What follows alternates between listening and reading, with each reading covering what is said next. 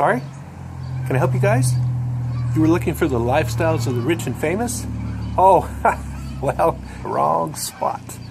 You're in the lifestyles of holy smokes, can we keep our sanity for one day straight? That's us. That's we're the Hennickes, and we're here in Oregon.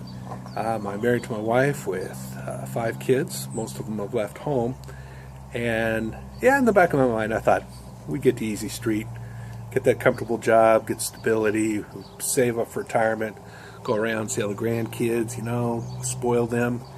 But that hasn't happened yet. We are here in Oregon. My wife teaches in a nearby school, and I am a stay-at-home dad. That was a part of the plan also. Our last son in our house had some illness, and we needed to help him, and it required me to be at home with him to help facilitate his online school. So that's what I do. And also I work and do laundry. I cook once in a while. No, seriously, I do. I really do cook once in a while, and try to keep the home fires burning while Barb continues at school. I mean, you see her, she gets up at 6 in the morning. I don't know how she does it. It's usually with a smile on her face, and grabs stuff and heads out to work, and I don't see her again till later that afternoon. We don't have the toys. We've got cars that need to be repaired. We've got a van that's falling apart, held together by duct tape. But we have everything else.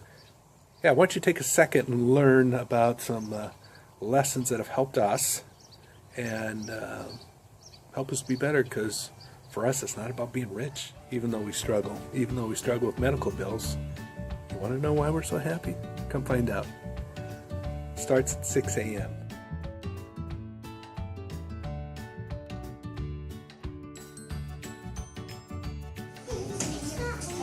London's ready. Yeah, Connor. Miss Connor, Miss Hannah. That drive, I wanted to be a teacher. I wanted that so much. I knew I could better my life and help the lives of others and help children who had the same problems that I did by being a teacher. When I got there, the economy was based mostly on logging. Logging was king. There used to be a parade of log trucks. I mean, I remember seeing truck after truck after truck go by with huge trees, and there'd be sawmills. Kids would leave school to go work in the sawmills and be driving brand new trucks.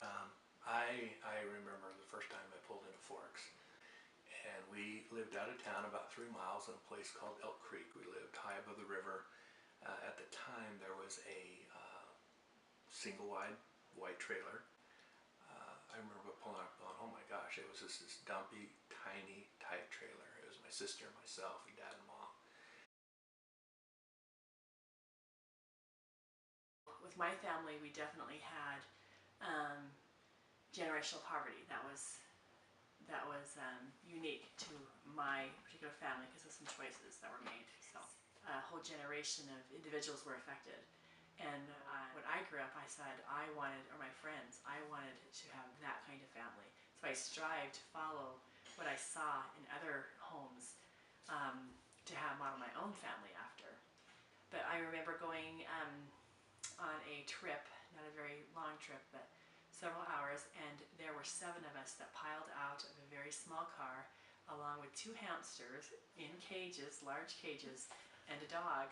And we always were required, as an older sister in my family, we were required to have the oldest girls on the seat, sitting on our bedding. Then we had a sibling. We were assigned a sibling to sit on our laps.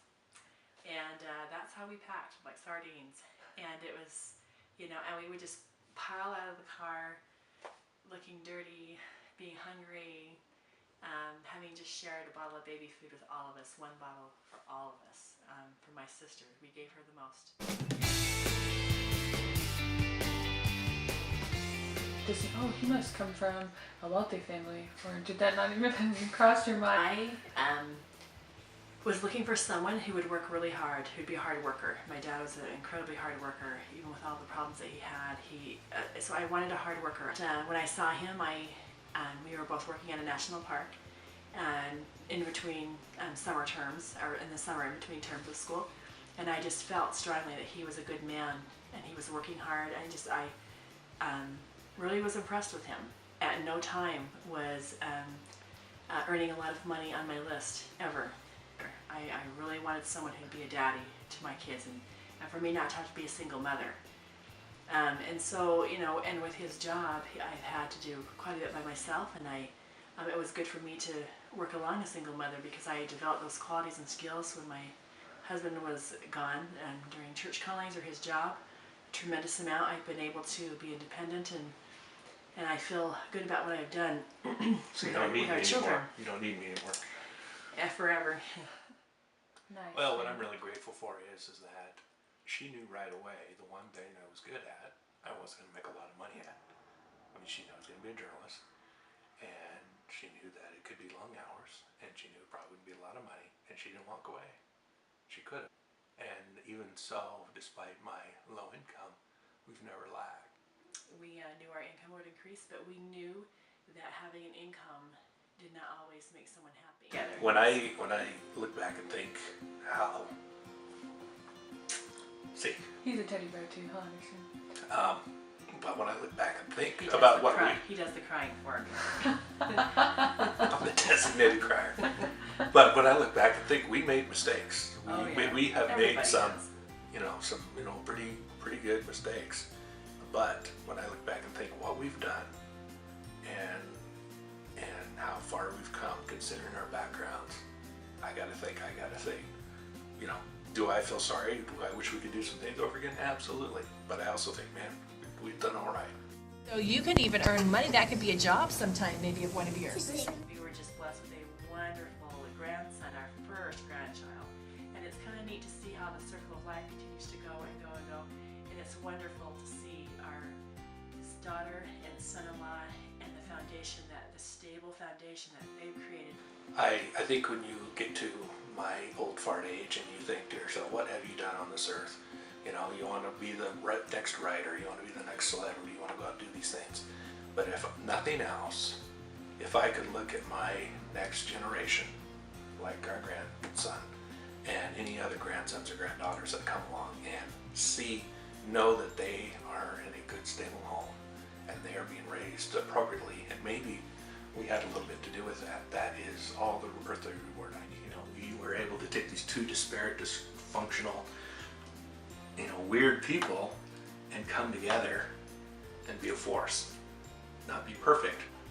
It's a miracle, that's all I can say.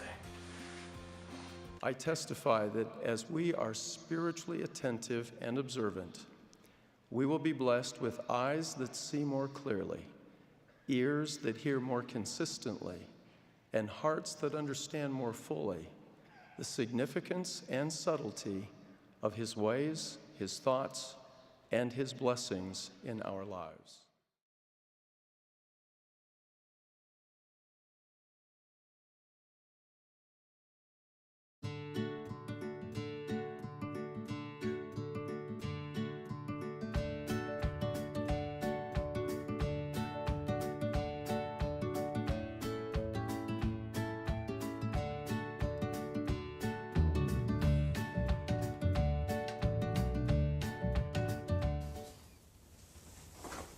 Why are you getting up?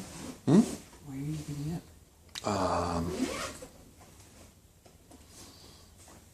I don't know. Okay, and so did you? We'll edit that. Anyway. What's the matter? I was gonna say, now I know you want to be a social worker. Is it got a grade going for this, okay? Okay. Or whatever, to be rich or to have the next car or whatever. I'm going to do that again. She has to get up at 6 a.m. every morning. This time she's trying to get up even earlier because she wants to shop, because she's that deficient.